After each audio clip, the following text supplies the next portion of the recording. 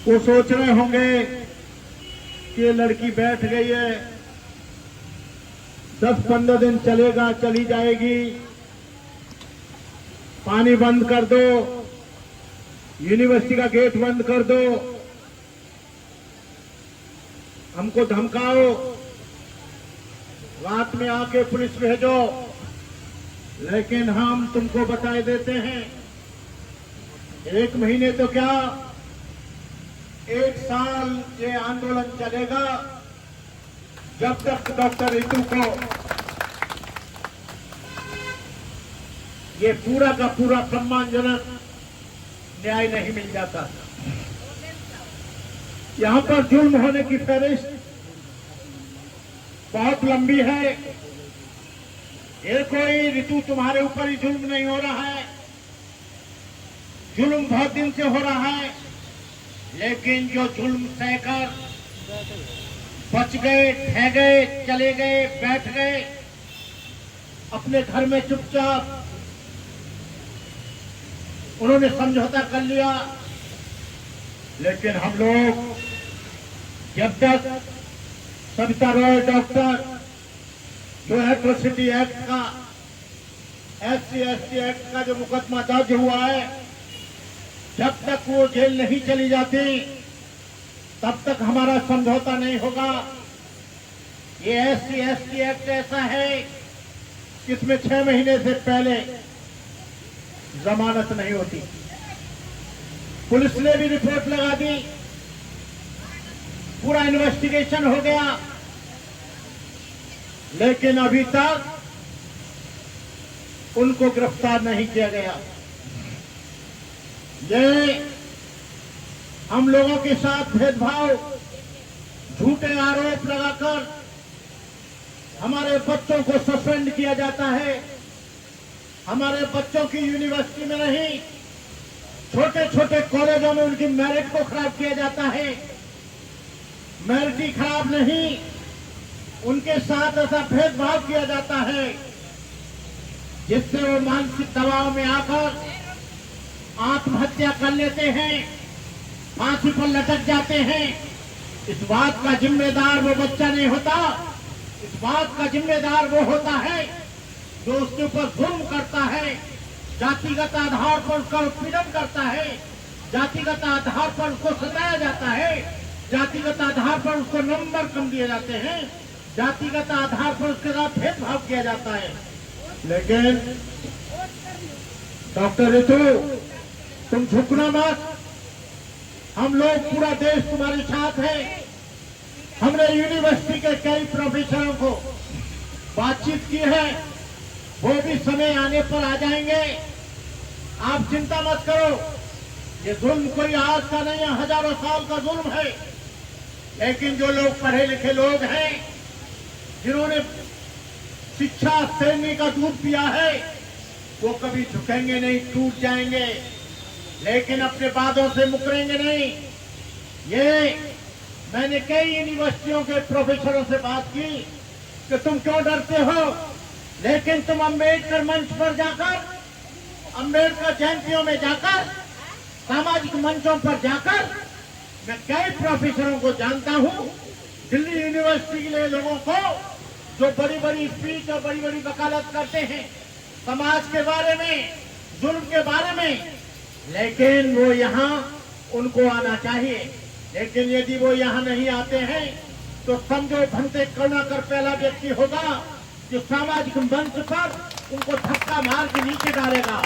धक्का नहीं मारेगा, 4-5 लड़के पकड़ूंगा, पैर पकड़कर उनको नीचे फेंक दिया जाएगा। ऐसा नहीं है। तुम मंच पर, समाज पर के मंच पर जाओ और समाज का सम्मान पाओ, लेकिन समाज पर जुल्म हो तो चुपचाप तुम भीगी बिल्ली की तरह चुप बैठे रहो। क्या यहाँ के MP MLA जो रिजर्व सीट से आते हैं, क्या उनको पता नहीं है? कुछ लोग इतने चालाक हैं, राजनीतिक लाभ के लिए जब उनको भीड़ दिखाई देती है तो वो अपना लंबा चौड़ा भाषण ठोकते हैं और भाषण करके गाड़ी में बैठकर चले जाते हैं, लेकिन वो सहयोग के नाम पर एक कदम भी सहयोग तो नहीं देते हैं। चलो पैसा मत दो, लेकिन कम से कम तुम अपने लोगों को यहाँ भेजो, कम से कम अपने वॉलंटियर भेजो, कम से कम तुम 1-2 दिन में चक्कर लगाओ। लेकिन जब उनको दिखती है कि ऋतु, डॉक्टर ऋतु के यहाँ भीड़ आ रही है, चलो भाई अच्छे पढ़े लिखों की भीड़ आ रही है, हमारी पहचान बनेगी। आज मैं देख रहा हूँ हमारे वकील साहब, क्या नाम है, भानु प्रताप जी, और हमारे वो वकील साहब, क्या नाम है उनका, राजा साहब, और हमारे यादव जी यहाँ पर बैठे हैं। इन पर भी काम है, इनको भी घर जाना है, इनके भी बच्चे हैं, लेकिन बच्चों को टाइम न देकर इन्होंने ऋतु को अपना बच्चा समझा है कि ऋतु पर परेशानी है, हमको जाना चाहिए। मैं अपने पैर से लंगड़ा हूँ, लेकिन मैं कार से नहीं आया, क्यों कार से क्लिप मेरे से धमकी नहीं है, इसलिए मैं स्कूटी से आया कि मुझे जाना चाहिए उस बच्ची के, उसके देखने के लिए, क्योंकि वो बच्ची संकट में है। और वो बच्ची जो लड़ाई लड़ रही है, अपने स्वाभिमान की लड़ाई लड़ रही है, आत्मसम्मान की लड़ाई लड़ रही है। इस देश में जो जातिवाद का जहर है, आज ऋतु हारेगी तो सारे देश का व्यक्ति हारेगा। आज ऋतु के ऊपर जुल्म हो रहा है, कल तुम्हारे ऊपर जुल्म होगा, और तुम्हारी बहन बेटियों के साथ अन्याय हो रहा है, कल तुम्हारे ऊपर होगा। लेकिन ये लड़की अपने आत्मसम्मान के लिए, स्वाभिमान के लिए ये लड़ रही है। हम लोग इस देश में छुआछूत का ऐसा कलंक है, स्टालिन ने थोड़ा सा कह दिया, एक सन्यासी ने जो लंगोटीधारी है, नंग धड़ंगा है, उसने कह दिया कि मैं स्टालिन का सर कलम कर दूंगा। पहले भी उसने कहा था कि मैं 2 करोड़ रुपए दूंगा, राजेंद्र पाल को मार डालो। अरे तुम कितने लोगों को मारोगे?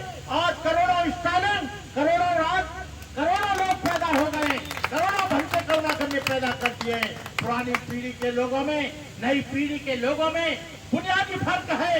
पुरानी पीढ़ी के पर लोगों पर जुल्म हुआ, वो चुपचाप बैठ के तुम्हारे जुल्म को सहकर, लेकिन हम जानते हैं कि हम तुम्हारे जुल्म का मुकाबला करेंगे। तुमको मालूम होना चाहिए कि 2 अप्रैल 2018 को तुमने एट्रोसिटी एक्ट को कमजोर किया था। एट्रोसिटी एक्ट के लिए हमने राष्ट्रपति को लेटर लिखा था, हजारों संस्थाओं ने प्रधानमंत्री, गृह मंत्री के लिए लिखा था, लेकिन तुम्हारे ऊपर छू नहीं रखी। जब ये समाज सड़कों पर उतर आया, रेल की पटरियां फटने लगी, पूरा देश जलने लगा, 12 बच्चे मारे गए, तो तुम्हारी समझ में आ गया और तुमने एट्रोसिटी एक्ट को जो कमजोर किया था उसको वापस लिया। कोई कहता है संविधान खत्म कर दो, कोई कहता है आरक्षण खत्म कर दो, कोई कहता है संविधान को बदल डालो, कोई कहता है आरक्षण को बदल डालो। अरे तुम क्या क्या बदलोगे? अब कुछ बदलने वाला नहीं है। हम बता देते हैं कि तुम जिस दिन संविधान को हाथ लगाओगे, उस दिन तुम्हारे लिए एक मुसीबत खड़ी हो जाएगी। जब यहाँ पर खालिस्तान की मांग करता है कोई आदमी, जब कोई आदमी बौद्ध राष्ट्र की बात करता है कोई आदमी, जब कोई मुस्लिमिस्तान की बात करता है आदमी, उसके ऊपर आने से लग जाता है, उसको जेल भेज दिया जाता है। लेकिन धीरेन्द्र शास्त्री और ये आपके तमाम लोग, साधु लोग हिंदू राष्ट्र की बात कर रहे हैं, क्या इन पर एनएसए लगेगा? क्या इन पर एफआईआर लॉन्च होगी? ये दोहरा चरित्र भारत सरकार का ये कैसा है? हम किसी भी हालत में इस देश को हिंदू राष्ट्र नहीं बनने देंगे। हम किसी भी हालत में इस देश के संविधान को नहीं बदल देंगे। भले ही 2024 में ईवीएम के सहारे जीत कर आ जाना, लेकिन उसके बाद 2024 में यहाँ पर एक सामाजिक क्रांति होगी, यहाँ पर सम्मान की क्रांति होगी, यहाँ पर आंदोलन शुरू होगा। ऐसा नहीं है ये लोग उसके लिए चुपचाप बैठेंगे। कहने का मतलब यह है कि ऋतु बहन जो कर रही है उसके लिए हम सब लोगों को साथ देना चाहिए, आर्थिक साथ देना चाहिए, मानसिक साथ देना चाहिए, शारीरिक साथ देना चाहिए। हम सब लोगों को आना चाहिए। भानु प्रताप जी हमारे एक सुप्रीम कोर्ट के वकील हैं, वो कानून के बारे में बहुत कुछ जानते हैं। मैं तो कानून पढ़ा नहीं, मैं तो यही बातचीत करना सीखा। तो मैं चाहता हूँ कि इस लड़की को न्याय मिलना चाहिए। यदि न्याय नहीं मिलता है तो सुप्रीम कोर्ट में हम इस केस को ले जाएंगे, यहाँ नहीं रुकेंगे। यदि इन्होंने 10-5 दिन में नहीं किया तो हम इस केस को, जो एफआईआर हुई है, जो उसमें चार्जशीट लगी है, उसको हम सुप्रीम कोर्ट से कराएंगे और हम लोग इसे जेल में पहुंचाएंगे। जय भीम, नमो बुद्धाय, जय भारत।